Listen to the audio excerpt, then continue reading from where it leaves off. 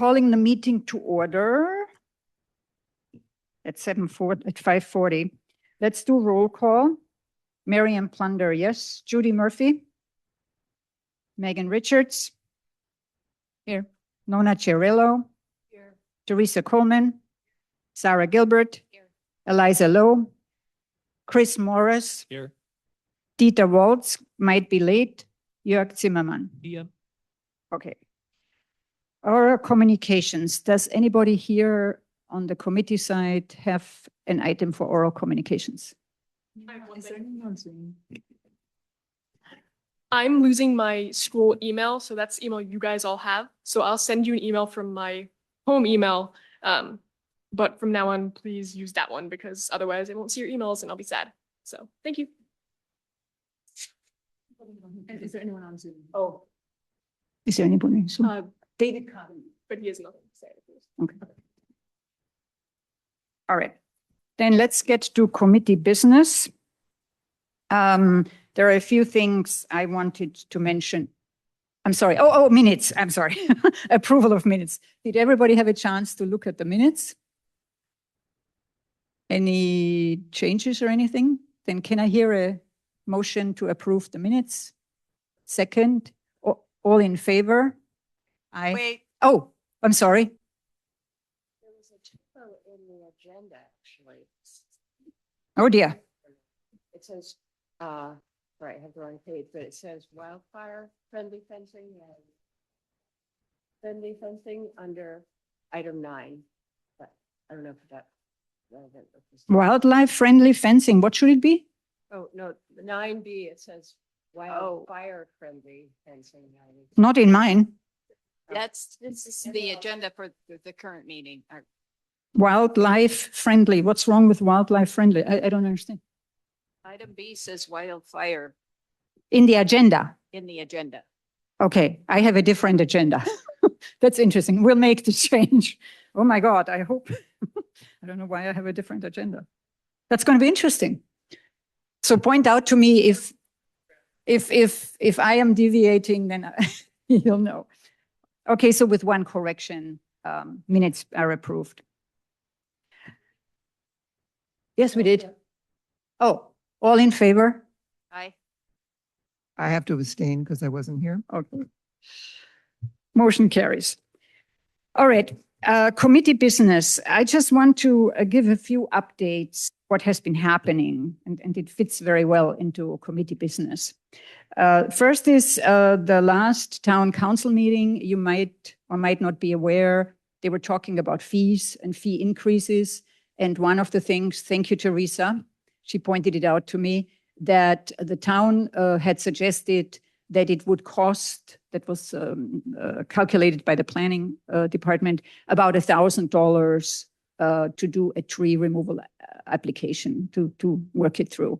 And Nona and I were there at the town council and we spoke in favor of leaving it, or we explained why it doesn't cost $1,000 because the work is being done by the Conservation Committee and the town has a purely clerical function. It's coming in, they're sending us the email, we make the report, they approve it and send the email to the applicant. And so we were very happy with the outcome. It was increased to 250. So I wanted to give you that update. Now, people have... How much? 250. So from 95 to 250, but planning wanted to increase it to 1,000. Ooh, but 250 still seems steep. Well, I can tell you, we have never gotten so many tree removal applications as in the last week. People know it's going up and now they are removing their trees. So this is interesting. Okay, Dieter coming in. So that's one thing. And then, yes. Before we leave that, I know it's done already, so maybe it's pointless to talk about it, but it seems to me that in a community where wildlife is such an issue and we're encouraging people to take out every tree that is a problem, and the town is so overgrown that the town should be encouraging the removal of trees. But Judy, these are two different things. These are heritage trees. These are not eucalyptus or. Yeah, no, I understand. You don't need a permit for that. I understand that. So what are you saying? I'm just saying that even the trees that we have to consider, often it's desirable to take out. Often it's desirable to keep them, but it's desirable to take them out. I'll let it go because it's done. I was thinking that maybe we should sort of formally say, what the hell?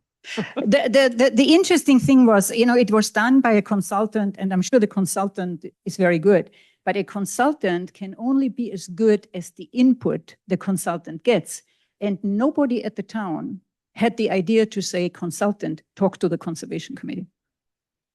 Nor did the consultant have any idea what it really costs, obviously. Of course not. Yeah, Okay, but I'll- we I'll be would. quiet. Yeah. Okay. Any other comments Just to on be this? a little bit clear on that, that's a deposit. And you can argue about the deposit, and it does seem extreme, but that's not a fee. That's what you put in, and then the town calculates the fee and gives you back whatever money it doesn't spend. So the it does seem yeah, silly, but it's not. You don't have to pay 1,000. You have to deposit 1,000.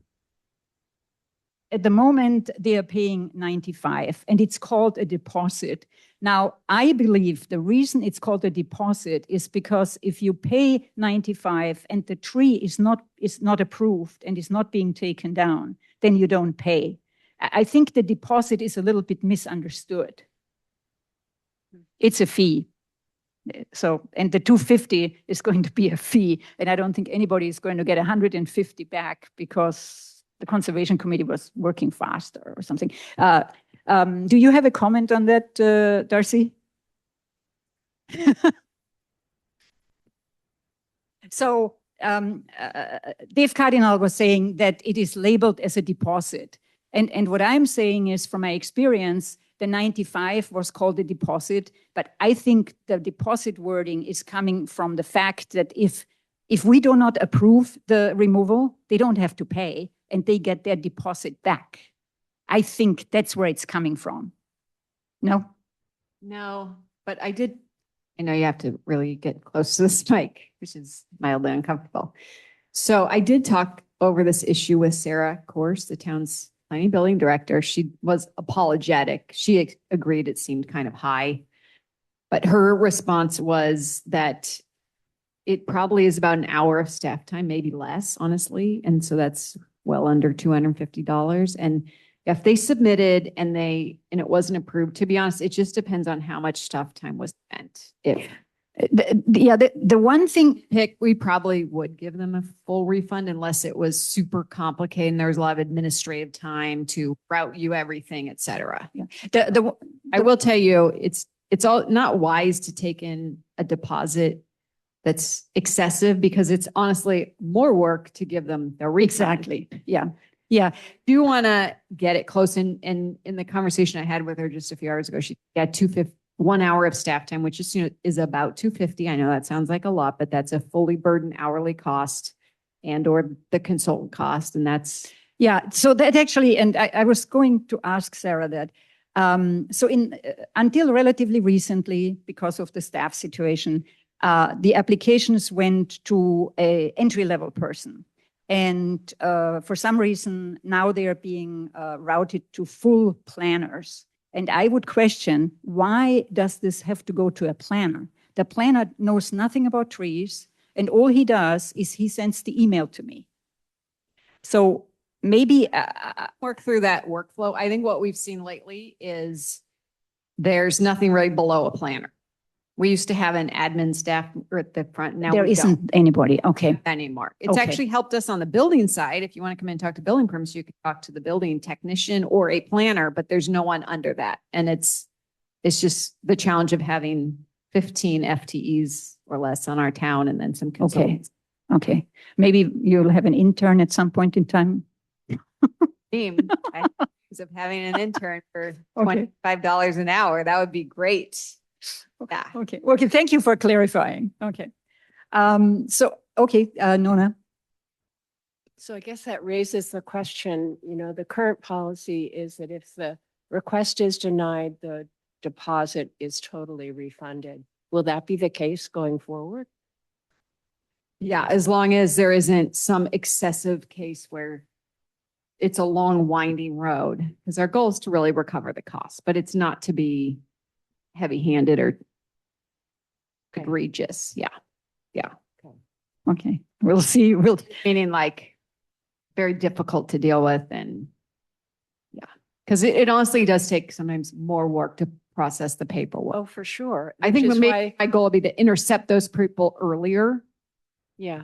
I mean, it seemed like the old system was good because if you did get the request approved, you didn't get anything back. So it was in effect a fee, Right. not a deposit. Right. So it evens out in terms of workload. Yeah. And to be honest, this is probably better off as a fee. I think, This makes sense for complicated plan applications where we're running up to $10,000. There's a public meeting or 2 or 3. This, I would have advised it not be a fee. It's a flat fee. Yeah. I think that would makes be our sense. We will look at point that. too. We might revisit this fee schedule because it was a really dramatic overhaul. People actually, we don't know when we did the last one, which means it was a long time ago. So it's possible at the 6-month mark or at the year mark, we can change this. So I guess I would say it would help us when we get to that point, if you have some feedback and we can, there's one more point at the moment which needs to be worked out. If a tree is dead, they also have to apply, but they shouldn't have to pay. So I don't know how this is handled at the moment because we handle all of them because we look, because maybe the tree is not dead. But a dead tree has no fee. I know I had a dead tree and I don't know how this is handled at the moment. I mean, I guess let's just table that and we can talk through that. But if it technically still needs a permit, then It does. the same amount of work, but maybe administratively we could help them. I guess it would just also depend on how it died, if it was just a natural death or a malicious death. Depends. You So know, we we'll work offline on that. do that we weren't able to deal with, which is fines for tree removals. Was the point of that? It's in the fee, it's in the ordinance. It's not great, I'll be honest. So I think that's a different conversation. That's a different conversation we definitely need to have. Yeah, thank you. The other thing, and this is just an FYI, because we already started so late, what I have been noticing, we looked at a lot of plans in 2025, not so many 2026, and almost all of the 2025 plans were submitted without a landscaping plan. So we looked at the trees that were removed, but we were expecting that there was a second review at some point in time because it is required by code that an applicant submits a landscaping plan. And it has come to the forefront of my brain as I was walking past a brand new house and they have 4 straight hedges of laurel, bay laurel. This was one of those new builds. There was no landscaping plan when we got it. I don't even know. I asked, I couldn't get an answer from the planners. If there was a plan submitted, it should have never been approved because bay laurel and a straight hedge. So, and that's also something we need to work with. There's a sort of a whole to-do list with the town, with the planning director, but that's another one that we need to address. And then I want to quickly add 389 Westridge. That is the property for those of you who drive up Westridge. When you drive up from Alpine Road on the left-hand side, that got a stop build order. I saw today that the stop build order had been lifted. And I actually called Yvette, and Yvette was very surprised that the Conservation Committee expected to get involved because they cut down 30 trees. And she was going to find out what happened. She hasn't gotten back to me. She only had 2 hours. That's another point. How can the town not know that when there is a stop build order because they cut down all these trees in the right of way and what have you, and they had to do a remedy plan. Now, I happen to know about the remedy plan because I ran into George Savage and he invited me to the meeting the Westridge WAS had, and I gave them input as Marianne Plunder. So, and I saw the plan, but that has nothing to do that the plan never came to the Conservation Committee, that we did not have a chance to say, what's the remedy? So there are a lot of things that are not working, okay? All right, and with that wonderful premise, let's go into old business. Tip of the month, we don't have one from, It's just barely June. June is coming right up. We will have a tip of the month on summertime weeds, star thistle, Trichia, and the last gasp of Italian thistle. okay, And then for July, which I'll start writing just before the next meeting, I was planning on talking about planning the garden for fall planting. oh, Looking great, ahead. okay, thank you. What's blooming now? Nona stepped into the breach. Thank you for putting this together for May, June.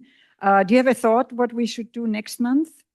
Or do I have to think about it, or should I go into the archives? My preference is to not go into the archives. Mine actually. too. I think that the value is in showing what things are actually growing here and what they look like. And so that's why I chose to do the alum root. It was very nice. Keep doing that. Okay. If that's okay. Okay. I find it really hard to get inspired by looking through the archives and posting.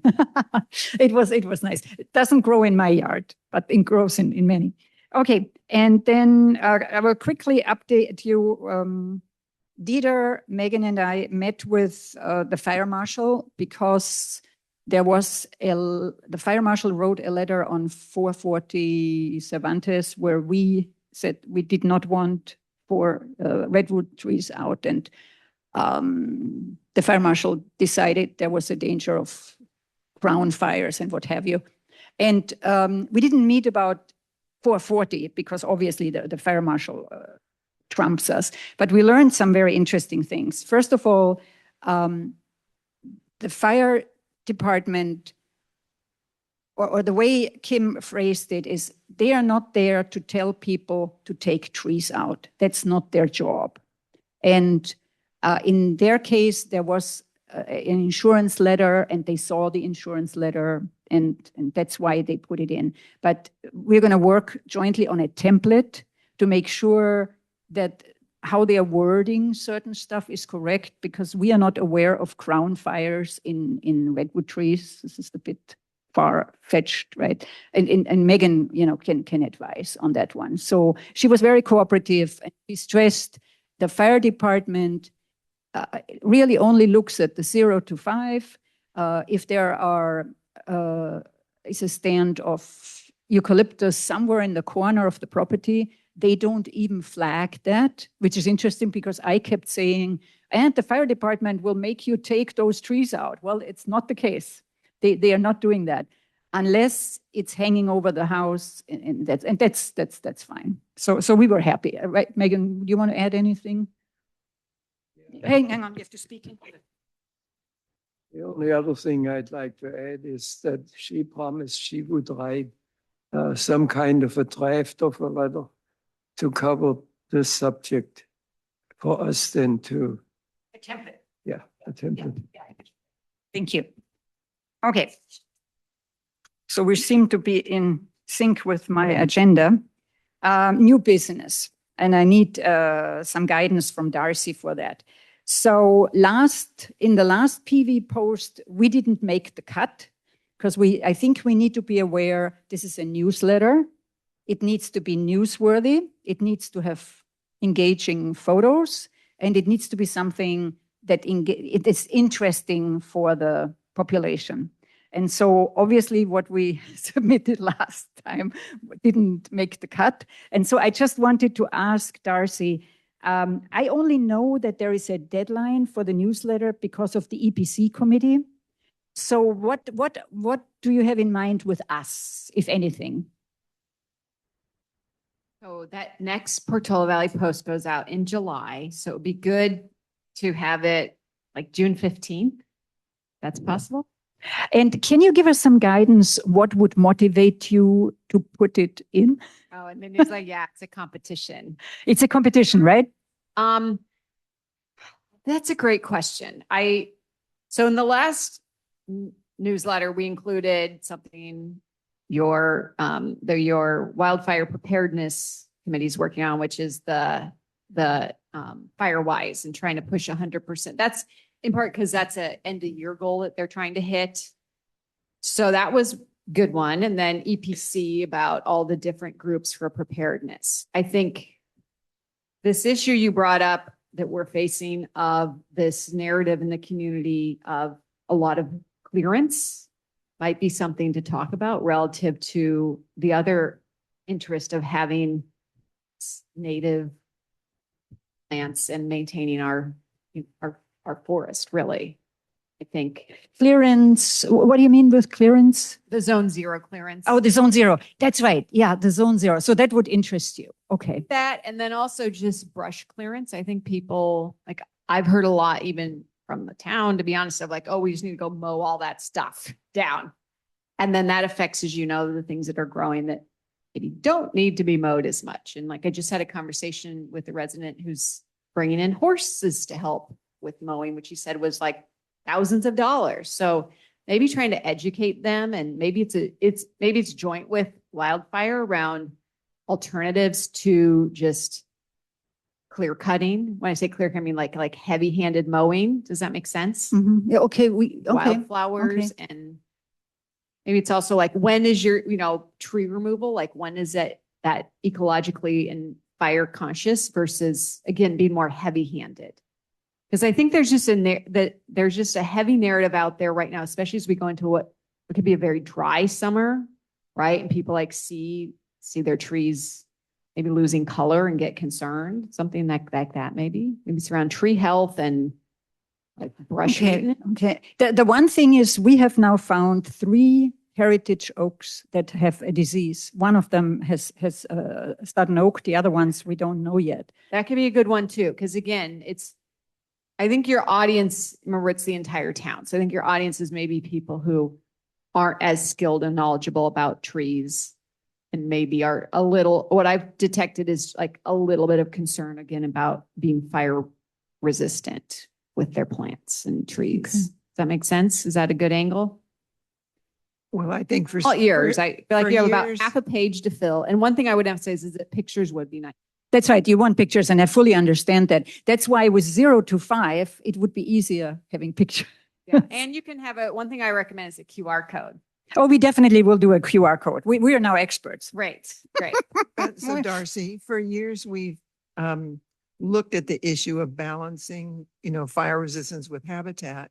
And so the thing about people who have a large property and just clear it all and leave only the trees as opposed to, so there's already been work done, and the QR code certainly might link to that wonderful thing that we'd already done with illustrations about leaving small islands and, saving. But Judy, that's not an article for a newsletter. That's She was just suggesting that we address. It's like the- bullet points too. So maybe it's like a few quick tips about this, and then to learn and then more, go to the document. barcode. Yeah. Yeah. Do you want to learn? Do you want to know about appropriate mowing to preserve, the ground cover in appropriate amount? Do you want to learn more about trees and when signs to look for sudden oak death, things like that? Does that? Yeah, I understand what you're looking Sort for. of draw Yeah, your draw the audience in. Mhm. website with some, Yeah, like my daughter's some English pictures. teacher would tell, like a hook. You kind of want a hook. Exactly. And then people, Exactly. honestly, if there's too much text, they want some, They will not. and then a pretty picture and then a QR code. Yeah. That's about half a page. Okay. Okay. A word count, if that helps, based on the last newsletter. It's about half a page is half a column. Yeah. Yeah. Yeah. Well, we know what that is. Okay. Okay. Thank you. That's very helpful. Okay. So this is something that is relatively urgent, and I certainly want to be involved in it, and Chris wants to be involved in it. Who else wants to be helping with writing this, deciding, what we're putting in? I mean, now we know what. Is there anybody else who wants to? I don't think that I'm going to be the best person for this. Okay. Right now. But, based on what Judy said and some of Darcy's suggestions, it does sound like there's a lot of overlap with other materials we've already prepared. And so maybe instead of putting all of that information in this article, let's No, we more can't. How to find it. Yeah, And just FYI, I am planning on a tree-centric tip of the month towards September when it's actually appropriate. that would be nice. So Yeah. Okay. Judy, the three of us?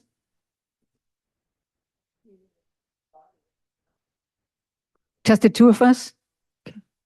Okay.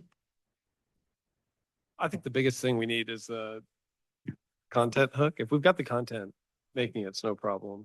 I mean, because I agree with Darcy a bit that I think there are lots of things that are very obvious to this committee that are not to most of the town. Exactly. And so I don't think Exactly. we don't need to educate them on their PhD track. We just need No. to give them a tip that's going to help. them out. Simple and a hook, a real hook. Oh, yeah, I want to know that. Yeah, Okay, so the two of us. So I can help if you need me. Okay, My main okay. input would be no Latin names.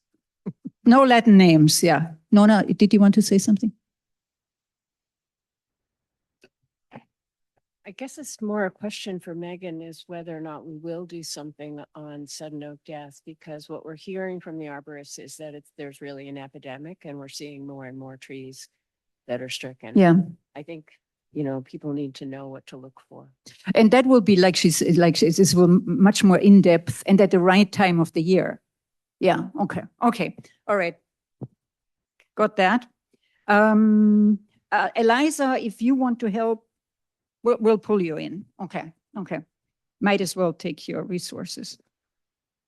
Now, I think it was Nona who asked me to bring up revisit the Redwood guidelines. Was that you?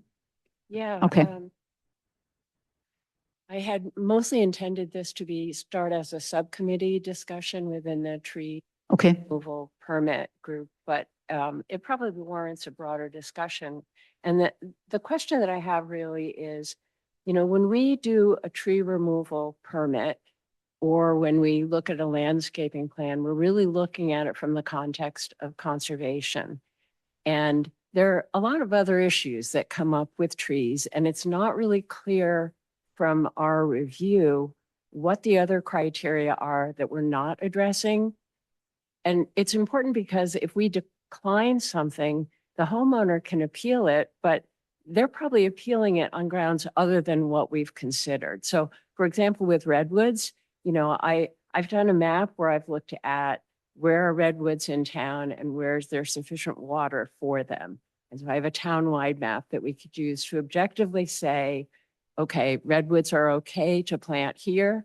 And if they're not here and you want to remove one, then that should probably be okay. But there are other issues like, are there power lines overhead? Well, then you shouldn't plant a redwood there. Does your neighbor have solar panels on their roof? Well, then there's really an issue. A lot of towns have grappled with that issue of whether or not redwoods are appropriate in those contexts. So I guess what I'd like is either to expand the criteria that we're using so that it really encompasses the things that people care about, or just make it really clear that we're totally focused on conservation and we're not dealing with your neighbors and their solar panels or anything else. That The view, just to have it really objectively clear what we're addressing. So we would just have a subcommittee that hammers that out. Well, I guess the question is, which should we do? I think we should be comprehensive. I don't think we should say, oh, we are just the conservation people. We're not interested that we see that there is a solar panel there. We might say there is a solar panel and our decision still is blah, blah, blah. But I think we should take the bigger view, no? Well, I guess I've struggled with this a little bit in the few that I've been on, just because I think there's a real hazard. One, we clean up workflow in general, but if the conservation committee isn't optimizing their feedback around conservation, then I don't know who is, right? Like, and I get that we could say, hey, obviously that redwood's cracking your foundation and put it in the note or what have you, but it already seems like the ASCC and everybody is taking that into context without us. Okay. But I just feel like we should be the point of view Okay. that says, I hear you want to take this out, but from a conservation perspective, we think no. Okay. How does everybody else feel? I can live with that. That makes sense. Well, that's not what we currently do. No. There's one that's We cracking up. would change our, yeah. needs to go. Yeah, and Right. that's the way we would deal with it in the Portola Valley Ranch when we have our separate process for tree removal. There are practical things that really matter. And, you know, cracking foundation, things like that. And to say, deny an application for a tree removal, just based on that ecologically, it's good to have that tree. It seems like we're kind of doing a disservice to the people who they have a problem and it's a valid problem and we shouldn't be denying. Well, I guess to be clear, we don't actually approve it. We just make a recommendation from the conservation perspective. And I'm saying you absolutely put that in the note. They already do. If they're saying that, like the one we visited, they said their foundation was being impacted and it wasn't. Yeah. But my point is like, if we were approving, I would agree with you. It's just like, we already make recommendations and they override it all the time for these reasons. So I worry that if we start optimizing on that, then it's going to go to another group that's going to optimize even more because they don't take that perspective. Well, at the moment, Maybe we might be able to do both. And that maybe that's what we I was should- thinking. Subcommittee, we should make clear that we're looking at this from conservation's point of view and that there are these other mitigating factors because we already do the foundation thing and acknowledge those and say that there are some times when they can have a priority, but that are strong. I mean, the subcommittee could work.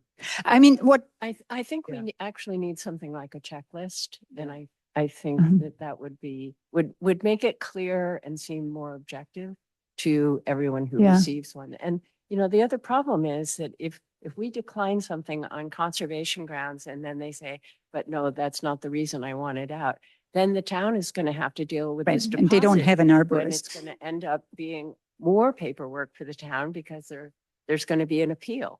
I So mean, let's what, have a what we do at the moment, Committee, let's have a subcommittee. Yeah. I'll do it because yeah, I want to be on that too. original I one. definitely Yeah. want to be on that subcommittee.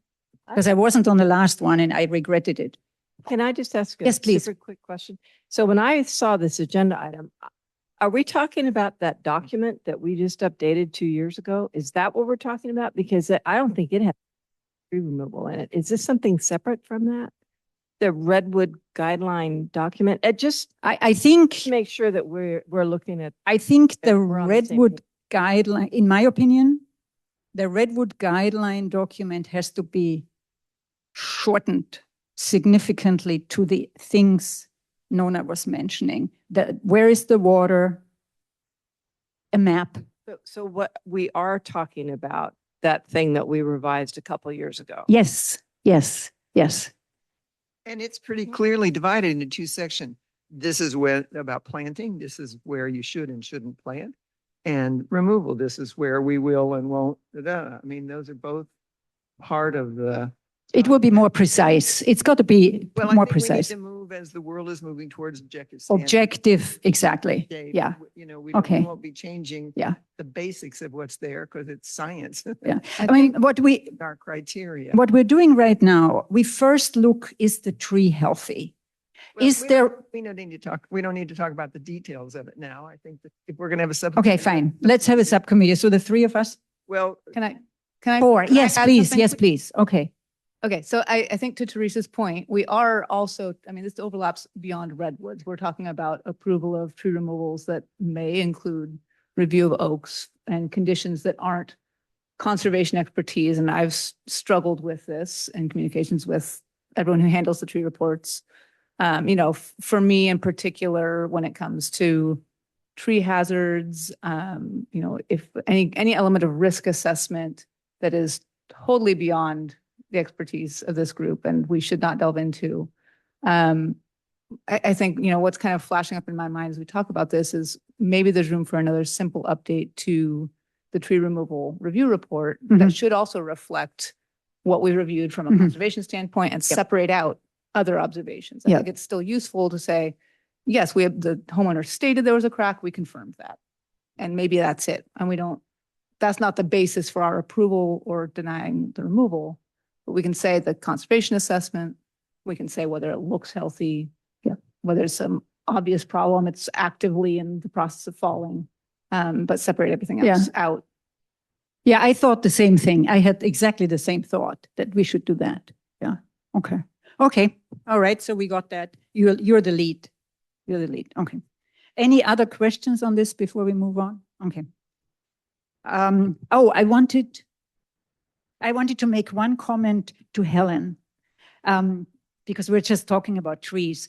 So in the town council meeting, when we were talking about the tree removal, Helen made a comment, and she said, well, the conservation committee is doing that work, but the only arborist is Megan, and what happens if Megan leaves? And I just wanted to, because there wasn't any time, we have Dieter on our committee. Dieter probably knows 10 times more than any certified arborist.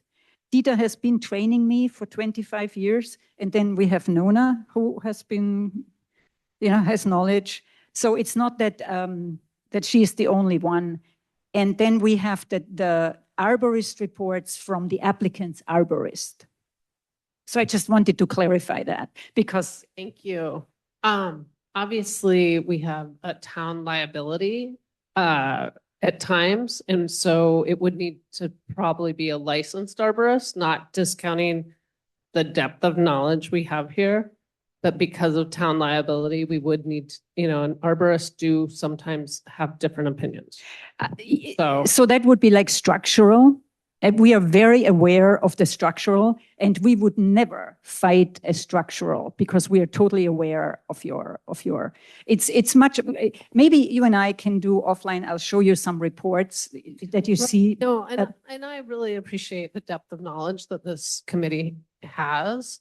I just also am aware the town, I don't want the town sued for Right. difference of opinion without, a licensed arborist from the town's point of view to have a and as you also know that people can, arborists can sometimes come in with opinions that are counter to, hey, we want this tree taken out, and they can make it look like, right, or vice versa, or whatever. So I just don't, my position on council is to make sure that our liability risk is thought of. Yeah, no, absolutely. And we totally agree with you on that. Yeah. And generally, we talk with the applicant. And in those cases where we wanted to keep the tree, we were talking to the applicant, we were looking, and they said, you're right, I'm keeping the tree. So, but we're absolutely aware of the liability. Yes, thank you. Okay, anything else on that? Yes. Just one last thing, and this actually could affect how the tree removal permit and the ordinance is stated, is that if an applicant has a statement from their insurance company that the tree is a risk, we don't question it. Yes, yes, Just yes. automatic. And that's actually interesting because we had one case, the one on Lysandra, where 2 years ago he said, my insurance company, and then the town asked for that letter. The letter did not exist. Yeah. So absolutely, if there is a letter from the insurance, it's a no-brainer. Yeah, thank you. Okay. That brings us to the Appendix A. Did everybody have a chance Before to? we get into Oh. Appendix A, which is going to be the meat of a lot of what's left, did we skip committee liaison reports on purpose? Were there none? I'm sorry. Okay. Did I jump on them? Oh, I'm sorry. Let's do the committee reports. I jumped over that. Thank you. So I did the fire, but let's do Nona, the open space. Thank you. Thank you, Judy. Well, I'll just follow up on what I reported on last time, which is that the MidPen board did meet and they reviewed the Hawthorns area plan that the PNR committee had submitted, and they approved it. Okay. That brings up the question, should the conservation committee in any way start getting involved in the thinking process about Hawthorne, or we just letting this go outside of us? I think that depends on what the town council decides in terms of whether to form an ad hoc subcommittee to look into the Hawthorne. Okay, okay, okay. Teresa, trails? Nothing at Trails was really relevant to conservation, so. this time. That reminds me, I should thank Teresa for her work with the horse fair. I should thank Chris for all the work he's doing with me behind the scene. And I should thank Sarah for her wonderful minutes. I was going to do this at the beginning of the meeting. All right. Do we have anything else on the committee liaison side? No. All right. So then we're going to the Appendix A. I thought that it would be important that the whole committee understands what our duties are. Because there are some, with AI now, we have found out with the help of Chris that there are things we have to do per code and we didn't know. Like, for example, with the commons, Portola Commons, that's it's a commercial thing, right? We should have had a very active approving role. We didn't know. Now we know. We wrote a report about the Willows Commons. We had a subcommittee and did. We did? You may not have been on that. Okay, subcommittee, okay, then but- maybe I wasn't there. Okay, good, okay. All right, anyway, Chris, would you like to summarize or how would you like to handle this? Should we go point by point? Has anybody even read the document? Okay. Everybody has read the document. Well, then do you have any comments? Preliminary comments? Start with questions. Oh, questions, good. Question.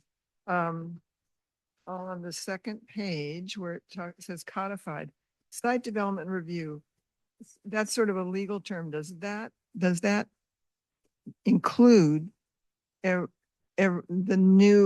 things we've traditionally been seeing?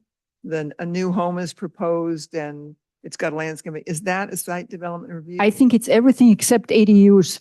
Or is it some other thing? But I mean, is it some other site development?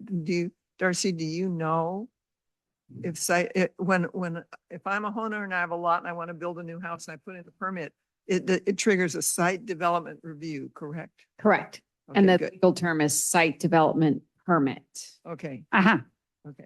Because recently there's been this, the kind of talk that we weren't being sent all of them and that maybe it wasn't necessary to send them to us. We're going, wait a minute, we've been doing this forever. Yeah. So it's accurate. It's turned out it's codified and we should get them, right? I'm Okay. not sure about the latter, but I will tell you that right now, the amazing planning building director is working on going through the exercise of what's codified and legally should be happening and what's reality. And where they're divergent, she's noting it. I think we may look at that, but ultimately what I told her is this is a policy decision for the council to weigh in on. Not sure we'll get to it this year because we have our legislative process is sort of over in October. So we have a lot to do before October, but I'm not sure we can tackle this, but it's come up not just with your committee, but with, like, for example, ASCC and Planning Commission. There's been some scope creep.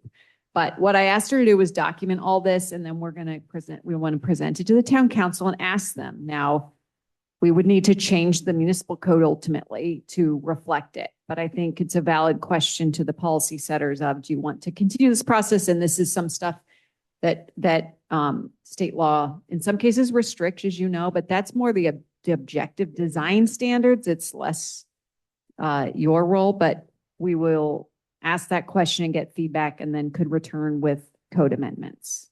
Okay, but so my real question is, what this says is that we are currently required to do this.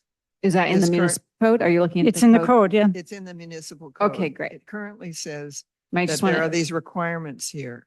So what you're saying is it might be that although that's the way it's always been done and it is in fact codified, they may decide may decide that's not the way you want it to be and you would change the code. But Correct, currently, it is required that we be involved in the Well, the code, process. I'll tell you, the code is the law, right? Right. That's our local law. So that trumps everything. What I've seen, what I talked to Sarah about is expansion of roles and No, responsibility. I understand. Yeah, understand.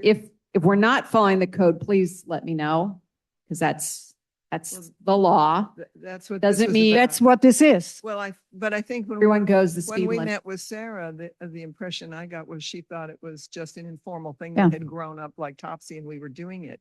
But that's not what this said. Well, code analysis isn't science and an art, so I think we probably need a conversation, but maybe you start with marking it up and then having a conversation.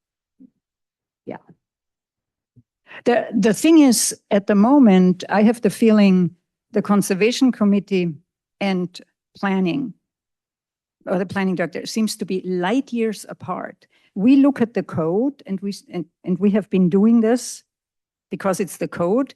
And the planning director thinks the Conservation Committee is some sort of volunteer committee and they should do volunteer work and they shouldn't interfere with the plan. It feels almost that planning is threatened by us, which is silly. I mean, we are helping. We're doing so. What I was thinking, particularly as if she's working at the code, wouldn't it be very helpful if she would meet with some of us and we would give her input in the same way as she got the tree removal completely different? If she works isolated from reality, the outcome isn't going to be very good unless she wants to change the code. And I don't know if the town council is going to go for that. And why would she want to change the code? Well, I think of it as it's not one person's responsibility to interpret the code or create a new set of processes that, again, are not following the code. And if the processes and roles have evolved over time because it's been like mutually beneficial, we should ask the policy question of the policymakers. Do you want to change the code to reflect this? So I apologize that you feel that way, and I'm really sorry.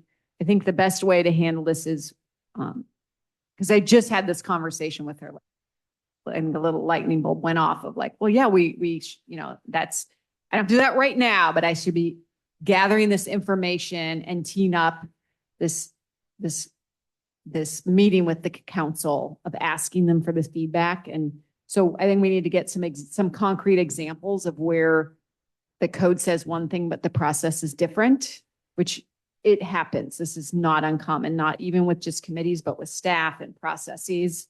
And then we can try to when I say document, just get those down on paper in a script form, and then we can figure out when to bring them to council. No, I hear that, but Meeting with you, her. yeah, And I need to know more of the history. yeah, let's do that. And Judy, The yeah, year, and I'm still learning part Yeah. of the lore. let's do that. Really do value you Yeah. every time I need help with something, which is really the town needing help because there's a lot of help. I definitely rely on you. Because at the moment, we are not talking about things where the role might have expanded. At the moment, we're talking about bare bone code, where the code says town sent the landscaping plans to, it's in the code. I mean, I can read it, you can read it, Sarah can read it. So that's what we're talking about, and that's what we're concerned about.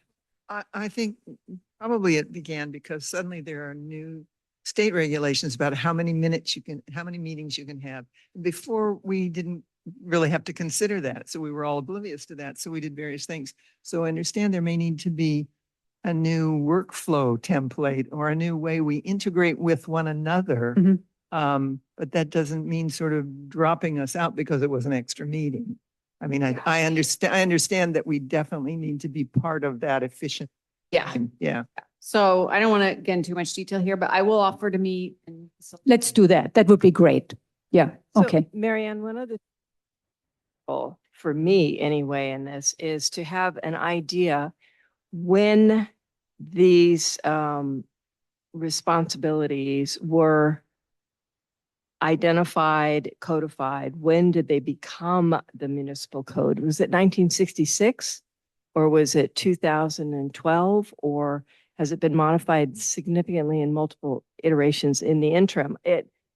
It would just be useful to have an understanding of how current are these. We can do that. Yeah, requirements. we can Because- figure that out. Because I think in all honesty, I may be the only one on the committee, but this little surprise to me because I hadn't seen anything laid out in this way. And we've talked about it numerous times. And we're lucky that we now have someone who technically can Right. assist to actually get the answers to the questions we've asked, because for someone like me, it's literally going through volumes of old Yeah. books. No, that's or what- possible. That's possible. And so that would be helpful too, because it may very well be that some of these requirements are 40 years old and may not be appropriate anymore. I mean, because there's a couple things on here I've never heard of. Okay, you had a comment. I mean, my concern there's, and you brought it up, liability for the town. If that's really the code and we follow it or we don't follow it, what is now if awareness gets out and neighbors are becoming aware and go to the town and say, this has been approved, but based on code so-and-so, you should never have approved it. So I'm concerned about liability now that we have official code work to do or not doing it. And like to hear a statement on how that gets incorporated in the internal discussion. Well, that's a very good point. And I will tell you, the state laws that you mentioned, Judy, they largely apply to formal public meetings, planning commission. But what we've noticed, I've only been here a year, but I tell you, I've noticed this trend in the Bay Area because I've been doing this work in planning and government for almost 30 years, is there's more educated or engaged property owners. As you know, the values have gone up, and there's, among some, not all, reluctance to adhere to codes, follow a process, and more often they engage attorneys who then read the code. And believe me when I say it, the code, even if it's crystal clear, can often be interpreted different ways. And then, you know, we have great cooperative property owners, and then we have less cooperative, and when I mean like on a voluntary capacity. And but that population is growing as values become higher, as people prioritize their private property improvements and the value of their property in some cases, not all. And so, yeah, this is an issue. And so that's why when this issue came up with Sarah, I said, well, let's first, document it. Because if we're actively working on it, and we want to identify the challenges, document it, and have a plan to bring it to the council and get policy direction, I think we're doing a good job. What is challenging is that it only takes sort of one person who really wants to make an example of this. That said, we have had it. I don't know if you know the case. I don't know the exact address. But, we had an application that was going through ASCC that was discretionary, and then they withdrew it and are using a state law called SB 9, where it's a ministerial building permit only. And that just happened a few months ago. And 145 Lysandra. And so that kind of thing could happen. And there's conversations there like, so do they need a tree removal permit? Yeah, I think they do, because that's a building permit, but we're losing our ability to apply discretion. No, and that we fully understand that. Yeah. So we just need to document this so that I'll say that's the purpose of this meeting, is to really Yeah. document it and Yeah. come up with it and gear up for a legislative conversation. Yeah. And you know what I would recommend when we have this meeting, maybe we bring in Rebecca as a town council. That might be also a good angle. Okay. Yeah, let's do that. All right. Okay. And any other comments? And then otherwise we'll continue. We'll come back where we were here. So we are still at the questions and comments of what you read section. Well, I had a question. On page 2, I don't quite know what the definitions are of type, authority, and applies to in the table. So especially type and authority, type being structural and authority being definitional. They're just, this is not sort of lay language in my view. Right. Yes. Chris, do you want to say something about that? Yeah, I guess I'll context this by saying I think the very first version of this, I mean, I'm newer than Darcy. I started in January. And so I was asking questions, trying to understand what exactly we do. And I believe through some back and forth with Mary Ann, this has gone through a few iterations. I think what was trying to be clarified in that is basically whether it's something that's just kind of in the code where like the town sort of works together and can implement it or not implement it or whatever, versus a mandatory thing where it's expected every time this needs to happen. When I first raised this and I asked Rebecca, and Rebecca gave basically the response of like, hey, sort of what Darcy said, our operations have kind of drifted from where the code is, and maybe when we have some money, we'll update the code. And so I kind of backed off of it from there. I think to Darcy's point, I think the best thing that can be done with this is these kind of questions and to iterate and actually just get to where we're all kind of like having the same conversation about it. So anything you want, I don't even remember when this was created, to be honest. March. March, yeah, which seems like an eternity ago. That was, I mean, the first version was created in March. Got it. And it had a number of iterations. So yeah, so I'm happy to take a list of whatever follow-ups we need to do and get it in whatever shape we need to get it in. But shame on me, I didn't even actually get a chance to realize this was being discussed at this meeting. I would have come more prepared. You didn't read the agenda? It's been a busy month. It's end of the academic year. I still have kids. I think she's just asking for, you know, the definition of structural versus mandatory. You know, it's yeah. You know, I didn't much focus on the type. I was more focusing that there was a code and it said the conservation committee is doing that. So do we know where there is an approved tree planting list? Okay, yes. Something like that. I mean, that was the first thing that hit me. Okay. Starting to go through. Do some we of want? these. And I was not, that's why I reached out to you, Mary Ann, is because I didn't expect that we were going to want to go to that level of detail necessarily, or you would have at least given us a clue that that's what. Can you hold, when we come to, can you hold that question? I will answer it, but I would like to first look at the code. Okay, I'm above where, yeah. Okay. Oh, I'm on the same page, literally, but. She's on the top of page 2. okay. So Rebecca asked me the same question about this list. We did find a list, Dieter, 1980, when the tree list, we found a list that was approved by the town council in 1988. It's a very short list. I didn't include it here. We absolutely need to work on that list, okay?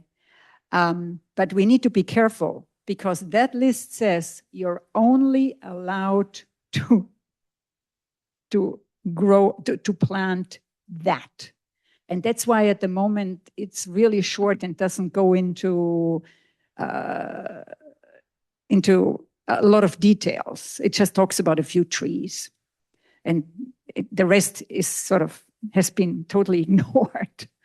And that's why, for example, we have been saying for decades, the closer you get to the house, the less we talk about natives.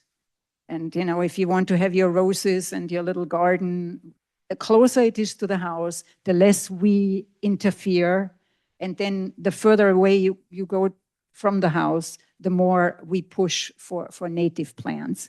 So this list, this will need serious brain work. This is not simple to actually have that list. But this only applies to properties that are design review districts. This tree list. Right, that's right. And And Okay, good. Okay, so that's a good point. There's a limited number of those. Okay. And they're special properties. Yeah, but we need to still work on that list Right. because But it's so old. Not a list that applies everywhere. So I think you have a list. Here's my logic. Our town of Portola Valley design guidelines. They were adopted by the town in last revised 2018.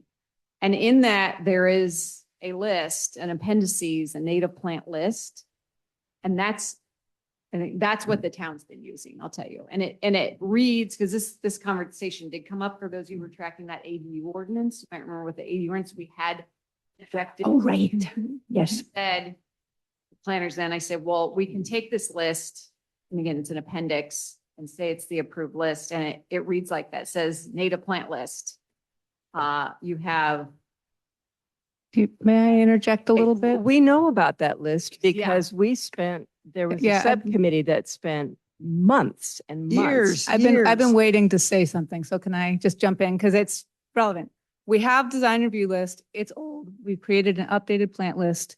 It needs to be adopted into the design guidelines. So that would solve the problem. Thank you. List Thank you. exists. It needs to be put in the right But spot. I don't think that does solve the problem unless what we're saying is that I've misunderstood this and it only applies to certain areas, because that list that we worked so hard on for so long was not meant to be all inclusive of everything that could be planted.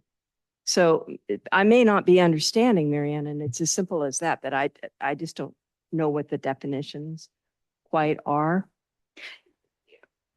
I mean, for example, what Darcy is saying, she is looking at that 2018 list, which is a conservation committee list, and she's using it for the ADUs, which is actually good news. This is good news for us. Now, you were just saying the plant list in certain properties. The town at the moment is looking at every property applying that list that builds an ADU. But that's a U process, whereas the code thing is the thing that we may or may not have accurately done is the thing that's for the design review districts. And I don't even have in my head, I don't exactly even know what is in the design risk, what's not. But Look it up. I don't either. Yeah. What is it? There's a number of properties, the upper western hillsides, I think that goes up the Skyline. mhm. Mhm. Lower western hillsides, the Stanford Wedge, the Woods property, which is Hawthorne's. Corte Madera School property, not the other school, I don't think. Interesting.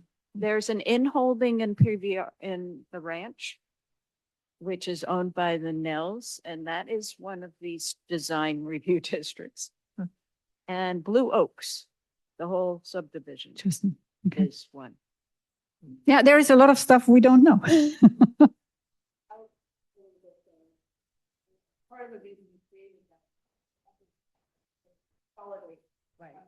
Yeah, yeah. Right. Yes, we spent a lot of time.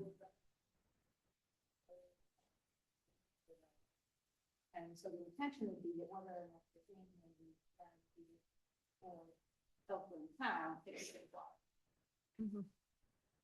think we have it in TV, just not making it to the right documents. So what it would need to then, if we want to update that list, do we have to go to town council? Yeah, but I Right. would tell you, very valuable now to do that list. Okay. That list is adopted and we all agree it's an objective design standard, then we can enforce the list. And my interpretation right now is that it is, because it's a very black and white list. Yeah. Okay. It's like a setback, right? And those are crystal clear in the state law and our local. And again, our AD ordinance, that's just one example, but that was just recently updated for you, those of you that are following. And it referenced that list. Okay. A follow-up I had just, was to extract the pages of that PDF and post it and make it clear, like this is the approved plant list. But I would say it would be great if you guys could work on that. Yeah. And get us an updated list, and then that would just be adopted by the council. So we're saying no, if I'm understanding this right, because I spent a lot of time on this too. Megan spent an enormous amount of time. That was not intended to be an all-inclusive, this is what you can plant list. It was never intended to be that. And it doesn't include things like lemon trees or whatever. Well, they're not native. This doesn't say native. This says approved tree planting list, which means to me, as a very black and white person. If it's not on the list, you don't plant it. The thing is, in our list, we only have native, correct me, Megan. In our list, we have only native plants. I know, Marianne. So there are no lemon trees. Well, You're I'll not, tell you, you're not hearing what I'm saying. Okay. Anyway. there's a strongly discouraged list. I don't. Right. Be honest, That's And invasives. it does not include things like lemon trees or Right. whatever, That's because in- they're that- not strong. It's not our, we're not talking about lemon trees. Marianne, I'm just saying, if this says that we are responsible for maintaining the approved tree planting list. Well, I'll tell you, the other challenge is that people can just go plant things. Yeah, yeah. Now, Who will ever know? and the way the town views this is that if we are asked to approve a list, we use this Yeah. list. That said, Yeah. again, Let's keep this simple. of tree, lots of planting plans don't come through us. Yeah. And you can easily build an ADU with no plants. But maybe the time now to take a look at this list, and if you have a subcommittee and work on this. Yeah. then And we were, I think what would be helpful, comparing what is in that list and what is in the final list. Well, and maybe you just want to really focus on things that people should absolutely not plant too. That's- That would be a that's the forbidden list. list, That would yeah. be the discouraged list. In the new era, you should have, A forbidden list. I mean, I would leave it to you guys. Yeah, we can do that. That are really. Yes. should be prohibited. Because we have we have that list. All the invasives are not allowed. We can do that. Yes, okay. Yes, we do. That's what we said. Yes, That's yes. a great project to work on. yeah, Then we'll have the list. okay. And I Good. think we pretty much have it. We just We need to do. restructure in Yes. terms of what its intent is. And Yes, Yeah. we instruction. Yeah, this is very helpful that Darcy is here. Okay, good. Okay, we will do that. And we should give that a priority. Timeline, well, yeah, I mean, the council meetings are pretty full till August, so I think We have some looking at time. a Crystal ball, I'm thinking like October Okay, to get it to them. So if you can Okay. calendar or like review the draft in August, final review in September, and then get it to us, that would probably line it up to get approved by the end of the year. that's a good job for us. We'll be happy. Yeah, okay. All right, other questions? Surprises, you didn't know that this was in the document or? Yes, I'd like to make a general comment. I don't know if this is the time. absolutely. I'm guessing some of this was AI generated. Yes, all of it. I think when a document is AI generated, it should say so. And if I thought it said revised, somewhere. if it does, I missed it. Well, the document is not only AI generated. And that's my point, is that it should be clear whether or not it's revised from an AI document. is. Or if Yeah, it should be redlined or something so that Okay. we know what someone actually looked up versus what AI told us. okay. They're We both can do really that. People, this is a great document. I'm not criticizing the document. I would just really like to know what came from AI and what you said, oh, well, that's maybe not right or whatever. There was a lot of stuff in there I have taken out because it was iffy. And, you could start with that and just Yeah. redline it if you want to, No, there was stuff that wasn't for publication. It was just hallucinating. But thank you. I agree with Nona. I think it's, in some ways it's implied because it talks about which criteria you use for search. Right, that's what I thought. If But it's I think- criteria for search, what else would it be? But I think in this day and age, one should be explicit. Okay. That's why it's a draft. So we can easily do that. But, if you now expect that either I or Chris will fact check everything, well, it will take some time. Or maybe we should parcel out the fact checking. Well, I know a lot of this is new and I know the academic standards are different than business standards and all these things. I think in general, it's a real challenge in that most people don't have the expertise and they write a bunch of stuff and it's wrong. My attitude with a lot of the AI things, I don't have the expertise. Certainly when I wrote this, that's why I sent it over to people who should. If they asked, I was like, hey, here's content. And I always try to put in there, you should double check it, Yeah. right? Because that's I don't use AI personally for anything that I don't know how to create myself, right? When someone asks me to do something for them, of course, then it's outside my domain and it may save them a ton of time, but they do have to check it. So I agree with you.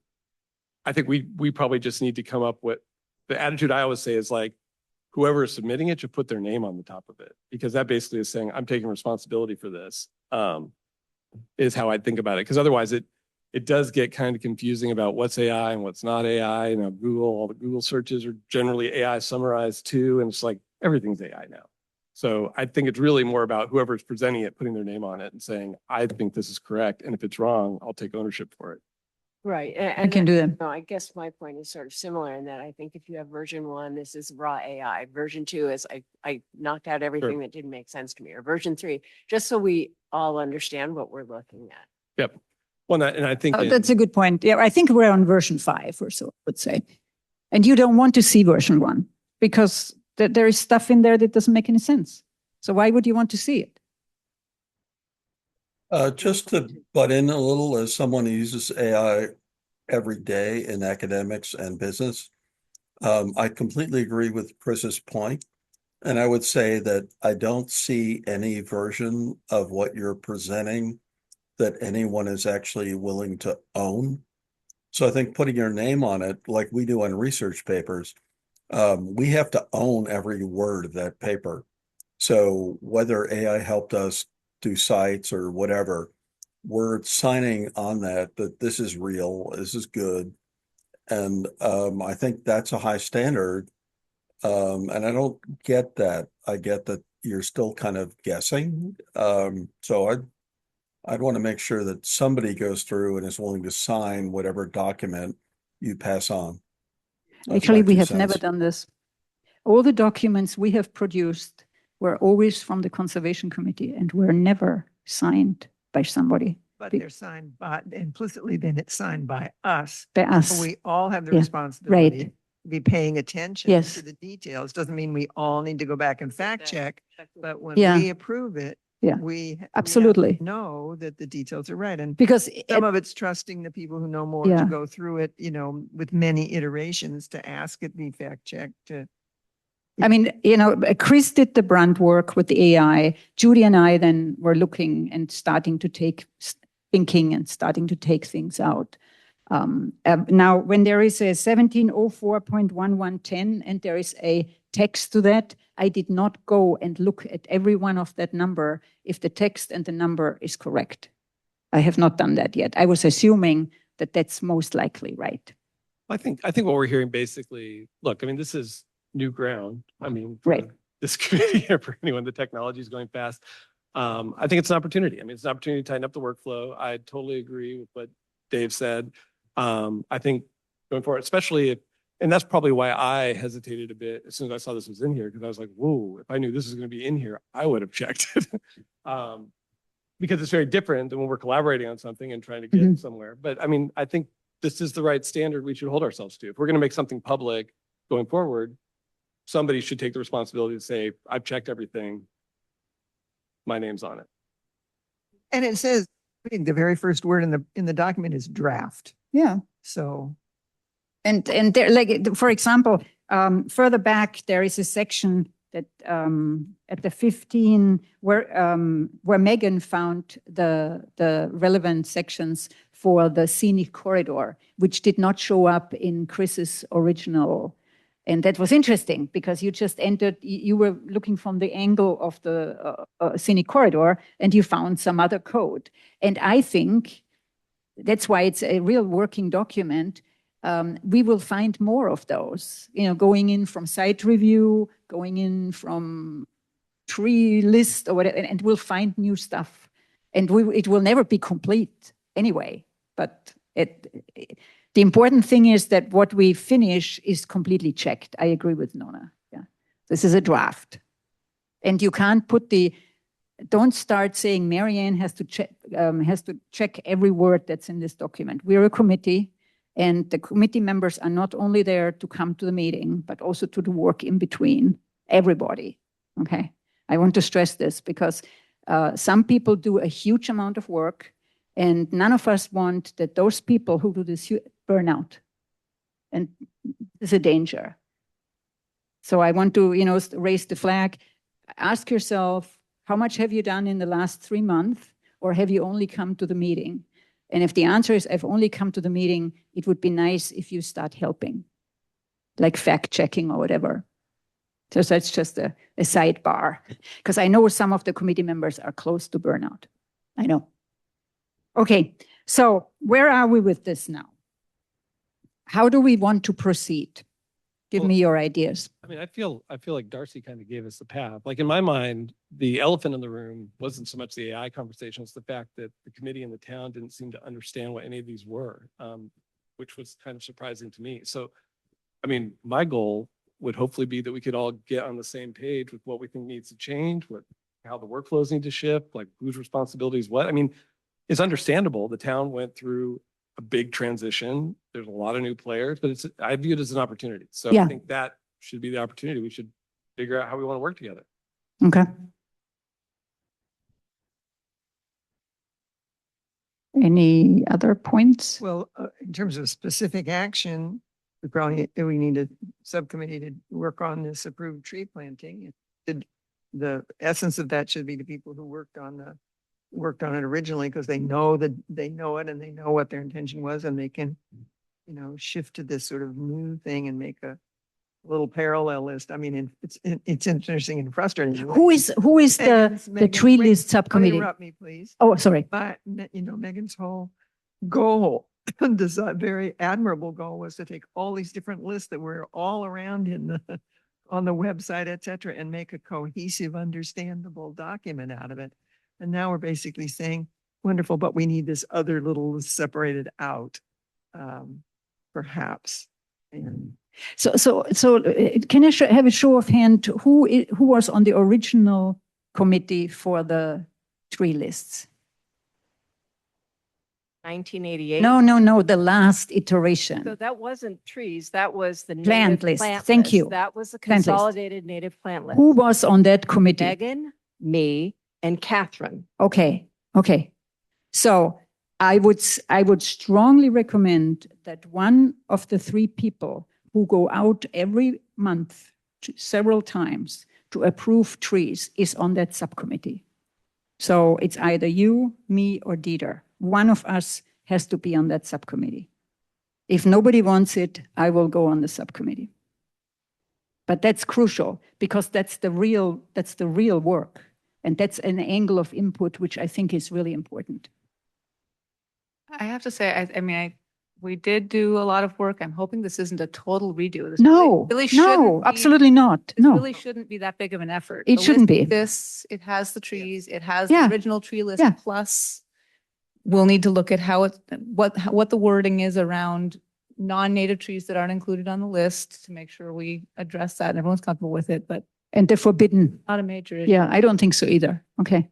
All right. I would guess that taking that really nice list that you put together, and I really. It's good. Just extract the tree part, and there you got it. well, you No- need to add some things that are Not only trees. It's neither discouraged nor native, because if it's going to be used as what they can plant, then it should have things Yeah. like lemon Okay, trees. so let's do Teresa. This is only for these special properties. No, it's for everything. It's for everything. We just discussed this. It says right here, trees plant, 18.30.030, trees planted must be from the CC approved list. We are talking about Darcy's Design list. review districts, but I Yeah. thought you said the design review, is that what you were talking about before with those little baby thing? Design guidelines. No, the design review district. Right.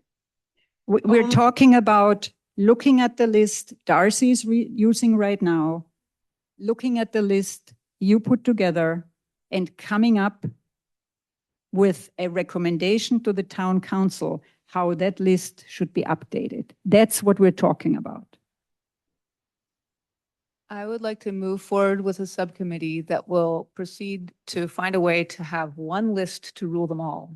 Yes, Can be referenced by the tree requirements, it can be referenced by the design, yes, and then we don't have to worry about separate lists for everything. exactly. Okay. Except in this case, really, it is our list is native plants. That was our goal. That was what we did. It also does include discouraged plants. So they're, And- so yeah, they're right, captured. and the things you may not plant, right? Yeah. But what they're asking for is a list of approved trees that you could plant. So unless it's on the list, unless the lemon tree is on the list, it's saying they may not plant it. And Right, so so- and so this needs to be a slightly different tree list. So theoretically, we already captured that in the great mashup of lists. We already considered this and talked about it, but I think that the subcommittee looks at that and whether the language and how it's referenced can be massaged or, you know, adjusted at all, how, It into this, how right, to make right. it work Yeah. without, And- without yeah. having to write an encyclopedia of trees. Yeah. No, exactly. And let's not forget, the current list is only natives. They already work off a list that it's only natives, and that's not what we're going to change. We're not going to change, we like lemons or something. It's only natives.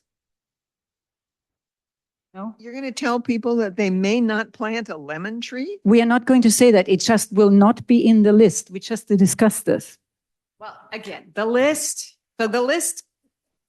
could evolve, but the town uses that list when we review landscape plans that are submitted to the town, which is rare. Typically it's with a new house or if someone's doing, like, the ADU is along with a lot of work because the building permit does not require landscaping permits to be submitted for building permits. So there's a lot that happens. The exception is someone's doing electrical work. If someone's like running a gas line out to a barbecue or something, then we'll get that permit. But if you called right now and you said, hey, do I need a landscape permit or approval to plant lemon trees? No. So I think you need to think of your audience for that list a little different. You could also have planting guidelines, which might just be everyone in town. So I hate to give you more work, but maybe it's two lists. Maybe this is a regulatory objective standard list. And that would be maybe more aggressive because that's going through an official town approval process and then a guidelines list. And I have to make that distinction because of state law now. Yes. Yes. Yeah. And to be honest, you might ask, well, then when can I plant my lemon tree? And I tell you, when your building permit is final, we'll certificate of occupancy. And, you know, as long as I don't see that lemon tree, we're good. Right, and you hate to kind of go down that line. So but let me, Like a lot of things that you guys probably don't want to see, like artificial turf. You don't Right. necessarily need a permit for that. You don't need a permit. so Darcy, are you saying that someone who buys a piece of property, submits a plan for a huge new house on great acreage, there's no requirement that they have a landscaping plan? We require that they show it to us as part of the package. We could have a very difficult property owner who might say, I don't need a building permit for this. Your discretionary approval is for my house. It's not for this, and refuse to give it to us. And then I Okay. think it would just be a question of like, you know, under stormwater rules, you can't just have dirt. So then it would just be a conversation about, well, how are you, making sure that you don't have dirt? Erosion and stuff. How But are for you the doing- person Well, who- but for actually- the person who's not a jerk, who wants to, Ah. have a landscaping plan and is willing to submit it, you're saying that you pay staff to review that. Yes, now. we do. Yeah. So I think So, that's but that's what's happened in. the And again, loop maybe is- there's two lists. And Now, standard list, it's very black and white and maybe has the things Yeah. you really don't want people to plant, the invasive plants, the very So I flam. think that's where things change because that's what used to come to us. well, can I Landscaping- read the code? I would like to read the Wait, code. but I mean, wait, before you do, the landscaping plans traditionally came to us and then they went to ASCC and the staff, the paid staff didn't spend their time, waste their time in many cases because they're not very knowledgeable about that stuff. And they forget to look at the fence and that kind of thing. So are you saying that now what we have traditionally done has been supplanted by paid staff in the planning? No, No, no, no. no, no. I'm No. just saying that you need to be more deliberate about your delineation of an objective standard, Right, which right. be applied, assuming people are following the laws and subjecting themselves to our objective requirements, and then a more design guidelines list So were made. planning is looking at it with things like ADUs where there are objective standards Yeah. and they apply the objective Yes, standards. yes. Not for And this other situation. We have 15 days to do that now. Right, Yeah. So it's, right. we're under a very different set of rules. Yeah. So to follow up, there is 1512-080, where is, if you have a site development permit and you do grading, the code says they have to submit a landscaping plan, and that landscaping plan must be for the conservation committees that we're happy with it. So that's a code, and that's why landscaping plans come to us, and you know that. Yeah. That is an example of where you could apply your objective standard. Yes. list, Yes. Okay. But then, much like you guys did like the fencing guidelines, and you can have a different set of recommendations. And that could serve a very different purpose, Yeah. like a homeowner who just wants to do some weekend gardening or Yeah. non-permitted project. I think there's two different audiences here Yeah. and purposes. No, I understand. Yeah. Okay. So what I would like to do then, Megan, I think you are the boss, and Teresa, and I would like to be on that, the three of us. I just circle back about the code and the Would you like to process. know? I think like a 2-hour meeting where we're meeting, going, like pulling up the code, interactive meeting, pulling up the municipal code. I can cut and paste from it. We can end up with our own AI version of like, Yes. here's what the code said and here's the process. And then also delineate the current process versus if there is a different process. Yeah. Yeah. Makes sense? No, Ultimately, we're gonna need a work product to show the council, and the beginning of that. And I think we just group it by the different types of permits, what the code says, and then what the process is. Yeah. Okay, I so think that's myself available constructive. that in a few weeks, and I think we Okay. we have a working session where we Yeah. do all that. And we might pull Chris in. Chris will be part of that. Okay. Okay, thank you. I'm glad you're here today because it's heavy duty stuff.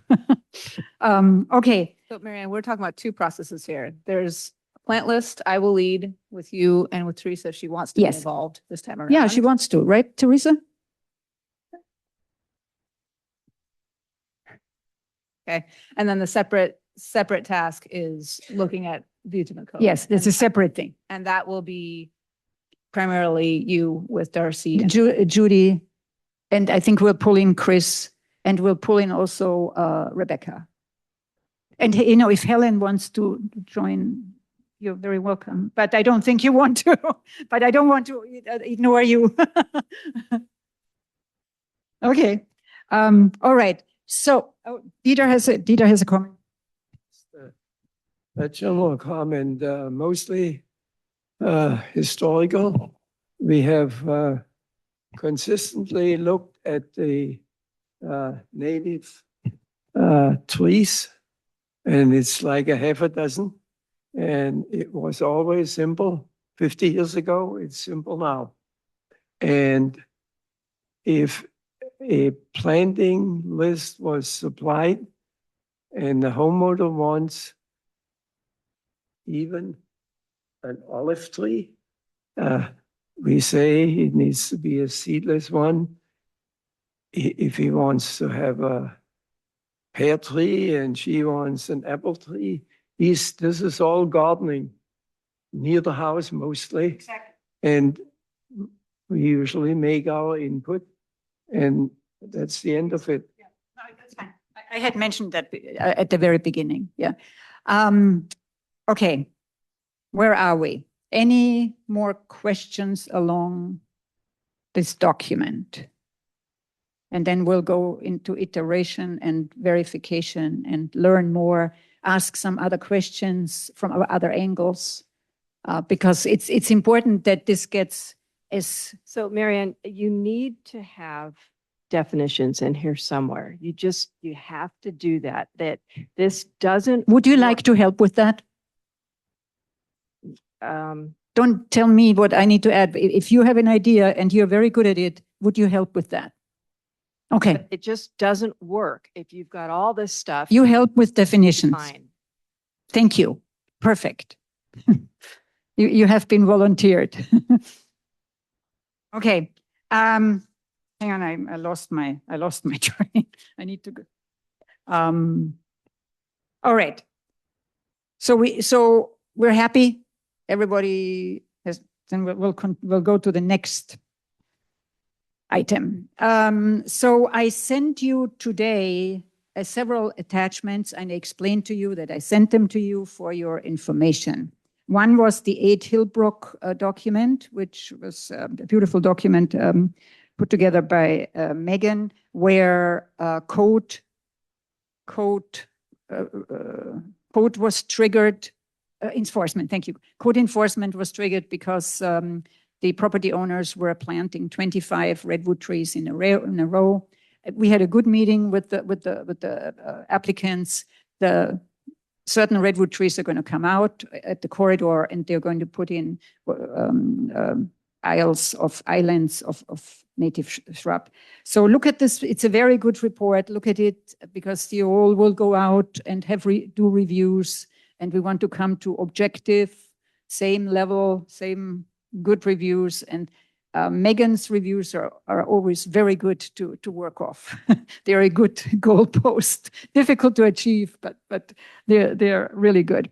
And then 1345 was an interesting case. I want you to look at it because I think this will sort of come back, or there will be discussion.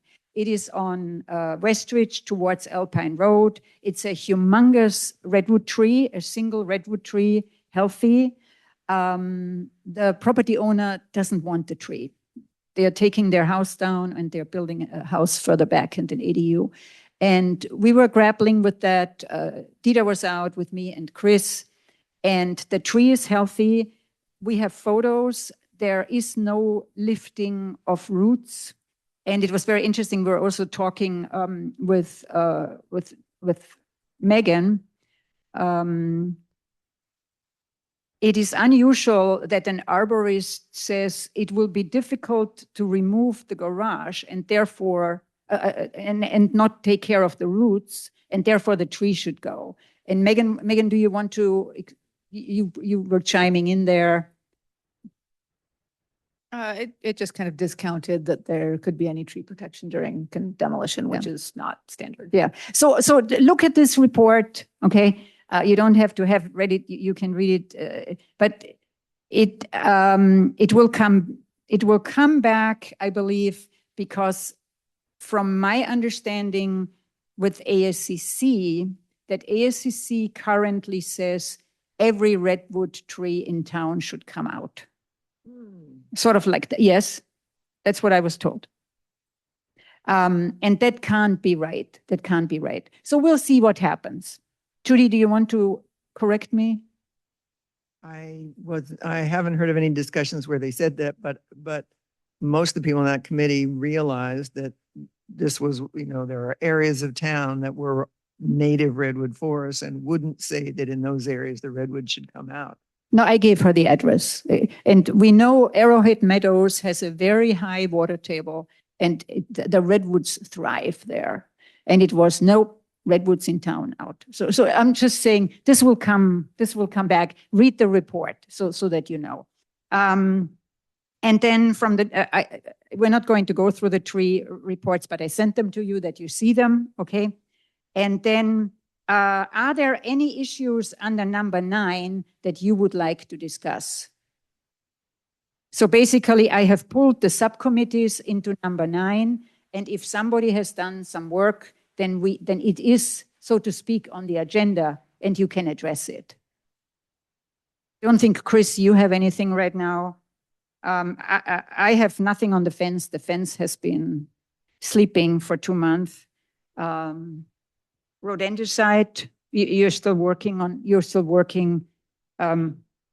Okay, so, and Frog Pond, nothing happened in Springdown. And with that, can I have a show of hand? Will we have a quorum on July 7th? Okay, so then meeting adjourned. Marianne, can we take 1 minute? We made a whole bunch of subcommittees here. Okay. Should we go back through those subcommittees and make sure that we know who's on? Yeah. What are your questions? No, if people don't feel like we need to, then let's not. I can put out. Well, it'll be in the minutes. It will be in the minutes. Yeah, it will be in the minutes. Oh. Yeah, I think Megan knows. Yeah. Okay.